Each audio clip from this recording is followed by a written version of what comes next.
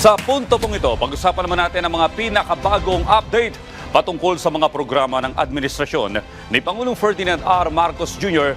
dito lamang sa Mr. President on the Go.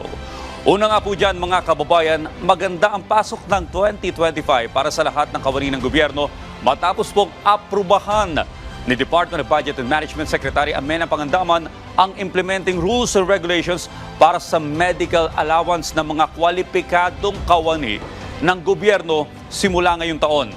Ang medical allowance ay katuparan po ng pangako ng ating Pangulong Ferdinand R. Marcos Jr.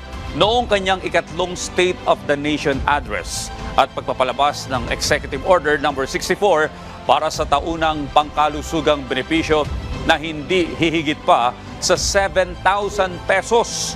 Ayon po kay Secretary Pangandaman, maaari nila itong gamitin sa pagkuha ng benepisyo gaya ng Health Maintenance Organization coverage o pambayad at pag-renew sa kanilang kasalukuyang HMO subscription.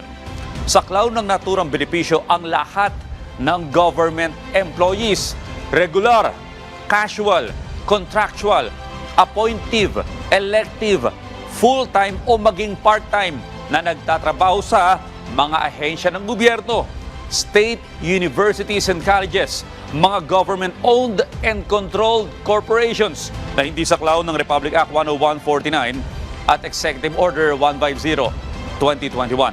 Empleyado po ng lokal na pamahalaan at local water district, samantala meron dalawang option sa kung paanong pwedeng matanggap po ng mga empleyado yung kanilang medical allowance.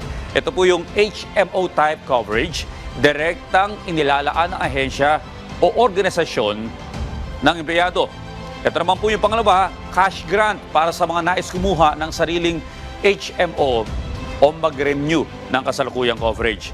Sa inisyatibong ito, layo ng DBM na mas mapabuti pa yung kalagayan ng mga empleyado ng pamahalaan habang ginagampanan po ang kanilang tungkulin sa publiko. At yan po muna ang ating mga update ngayong umaga. Abangan ang susunod nating pag-uusapan patungkol sa mga aktibidad at programa ng Administrasyong Marcos Jr.